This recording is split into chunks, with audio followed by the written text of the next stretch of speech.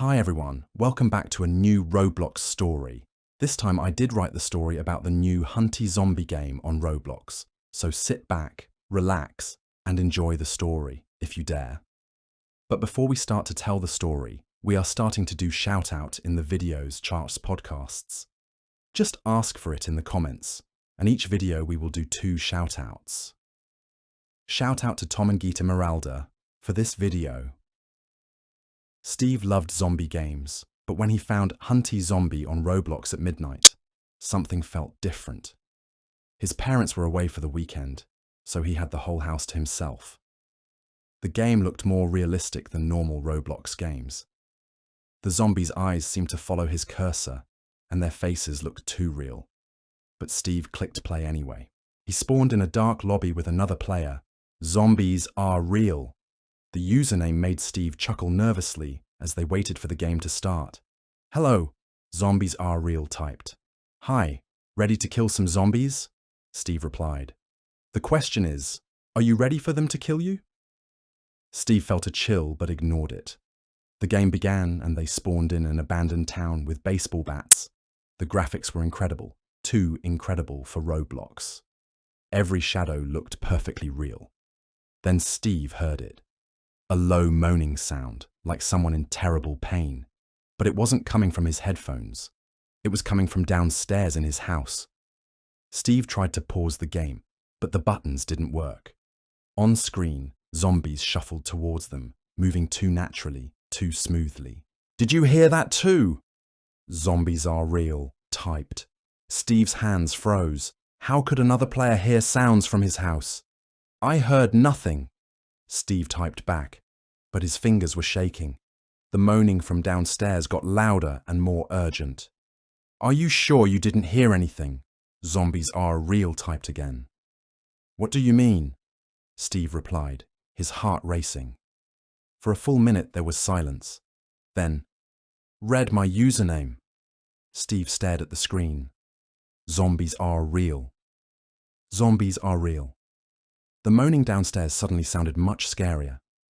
Steve tried to close the game, but it wouldn't close. He tried calling his parents, straight to voicemail. The website had changed too.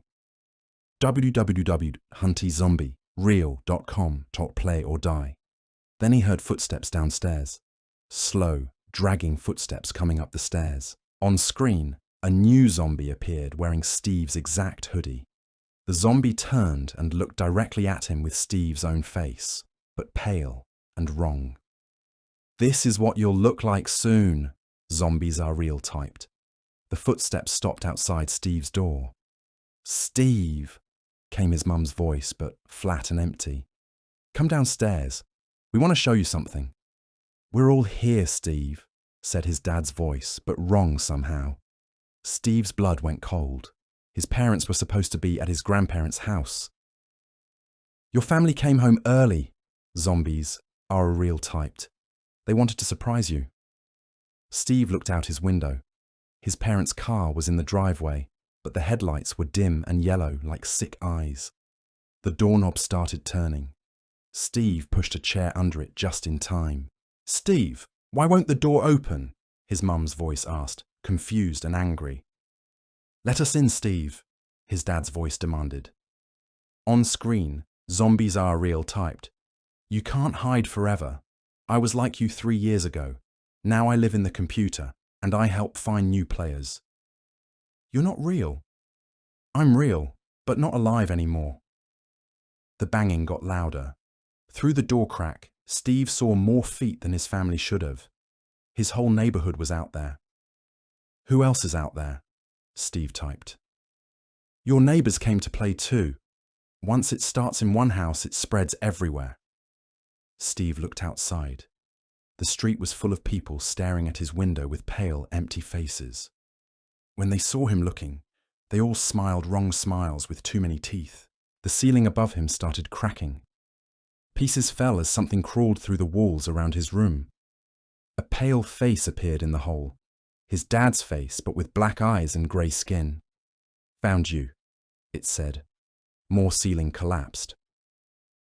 Steve grabbed his baseball bat as the creatures climbed through. Things that looked like his family, but wrong. "Come here, son," the dad thing said with too many teeth. "You're not my dad," Steve yelled, swinging his bat. It connected with a wet sound. The creature fell back, bleeding black oil instead of blood. That actually hurt them, Steve said, surprised. He kept swinging, fighting his way to his computer. On screen, "Zombies are real" typed, "You have to close the portal. Put your hand on the screen." "If I go into the game, what happens?" "I don't know. No one's ever tried." Steve could hear screaming outside as the creatures spread through his neighborhood. If he didn't stop this, it would spread everywhere. He pressed his hand to the screen. It felt hot and pulled at him. The room faded away. Steve opened his eyes in the game world, but real now. He could feel the cold air and smell the decay. The town was full of motionless zombies. In the center stood a massive green portal and a real boy about Steve's age. "You actually came," the boy said sadly. "I'm Jake. I've been trapped here for 3 years. How do we close it?" Jake pointed to a red button by the portal. "Someone has to press it, but they get trapped forever. That's why I couldn't do it." Zombies began moving toward them. Steve swung his bat, clearing a path. Each hit made them disappear in smoke. "There might be another way," Jake called. "What if we both press buttons at the same time?" Steve saw a second red button. "Let's try it." They reached the controls as hundreds of zombies surrounded them. "On 3, Jake said. 1, 2, 3. They pressed together. The portal shrank as blinding green light filled everything. Steve heard the zombies being pulled back into the portal, then silence. Steve opened his eyes in his bedroom. Everything was normal.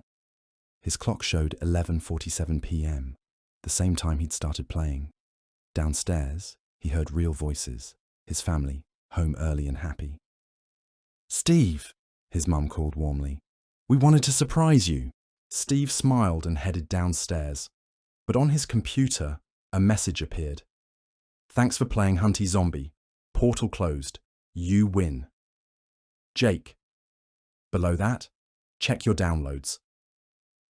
Steve found a new program called Zombie Defense with instructions.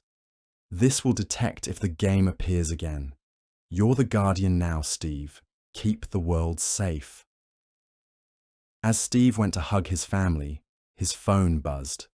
The program showed a world map covered in red dots, other active zombie portals around the globe. A message appeared. Guardian network activated. Kids in Tokyo need help. Portal opening. Are you ready? Steve looked out at his peaceful street, then at his phone showing children in danger worldwide. He grabbed his baseball bat and typed, "Ready."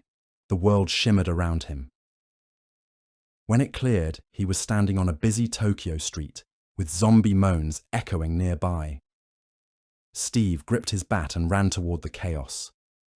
He wasn't just playing games anymore. He was saving the world, one portal at a time. But somewhere else, a girl named Emma was clicking on a new game called Hunty Zombie 2, the Guardian Edition. And Steve's phone buzzed with a warning. Game evolution detected. All Guardians return to base immediately. Steve smiled. Every good game needs a sequel. And the real game was just beginning. The end.